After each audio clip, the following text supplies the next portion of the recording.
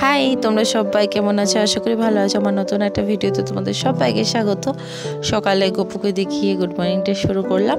তারপরে যে ভুটকি হচ্ছে ঢুলছে, মানে ও রাত্রে ঘুমিয়ে পোষায়নি, ও আরও ঘুমাবে। তো চলো ফ্রেশ হয়ে আসি, তারপরে সারাদিন কি করলাম তোমাদের সাথে শেয়ার করব। তো আমি না লোকনাথ ঠাকুরের পুজো দিয়েছি মাঝে একদিন, মানে শুক্রবার দিন। তো ওই দিনে আমি মিনি ব্লগ করে রেখেছি, মিনি ব্লগ তোমাদের সাথে শেয়ার করব, কিন্তু ওটার না ভয়েস দেওয়া হয়নি, সেই জন্যে আর দিতে পারলাম না। তো ভাবলাম দেরি যখন হয়ে গেছে এইটা আগে শেয়ার করে দিই, তারপরে ওটা ভিডিও দেবো। তো দেখতে পাচ্ছ ফুল গাছে একটা প্রজাপতি এসেছে, খুব সুন্দর দেখতে, দেখো। তো ওটা না উড়ে গিয়ে ওই ফুল গাছটায় গিয়ে বসবে। এরকম অনেক প্রজাপতি আসে জানো, আমি যখনই ফোনটা ক্যামেরাটা অন করি তখন ওরা চলে যায়। তো আজকে কী হয়েছে জানো, জোড়া শালিক গেছে ওই দেয়ালটায় বসেছে। তো আমি ভিডিওটা অন করেছি আর জোড়া শালিকটা পট করে নেমে ওদের বাড়ি চলে গেল। কী যে দুঃখ পেলাম, মানে ফোন দেখলে না ওরা সবাই কেমন চলে যায়। তো যাই হোক, ওগুলো তোমাদের সাথে শেয়ার করতে পারি না। তো আজকে কিন্তু লাকিলি এই কি বলবো, প্রজাপতিটা কিন্তু উড়ে যায়নি। আর কেমন মেঘ করে আছে দেখো, মানে সব দিকেই তো এখন বৃষ্টি, আমাদের এদিক বলে না।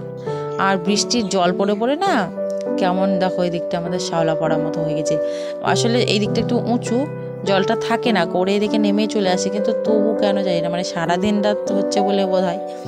তো যাই হোক, ব্রেকফাস্টে এই যে আমি করে নিয়েছি গোলা রুটি। আমি কিন্তু মুড়ি খাবো না আলু ভাজা দিয়ে, আমি হচ্ছে টমেটো, তারপরে হচ্ছে পেঁয়াজ লঙ্কা করে ঝাল ঝাল করে গোলা রুটি বানিয়েছিলাম, ওটাই খেয়েছি। আর দিদিদের জন্য আলু ভাজিয়ে নিলাম।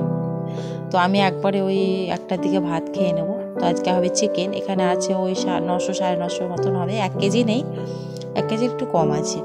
তো যাই হোক, আজকে হচ্ছে করলার তরকারি বানাবো।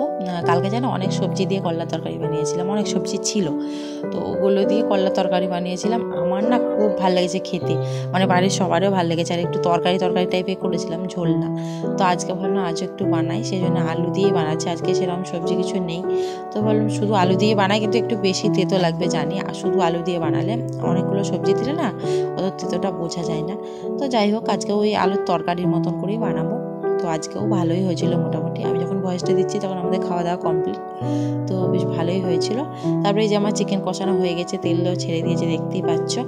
আমার চিকেন কষানো কমপ্লিট। তো এবার একটু জল দিয়ে সেদ্ধ করে নেবো, তাহলেই হয়ে গেছে, মানে কষাতে কষাতে তো সেদ্ধ হয়ে গেছে। আর আমার না একটা ভুল হয়েছে, আলুগুলো দেওয়া, আলুগুলো এবার আমি এবার থেকে পরেই দেবো ভাবছি, কারণ আলুগুলো না কষানোর টাইমে দেখছি ভেঙে যাচ্ছে, মানে সেদ্ধ হয়ে যাচ্ছে বেশি, ভেঙে যাচ্ছে। তো আলুগুলো এবার থেকে পরেই দিতে হবে।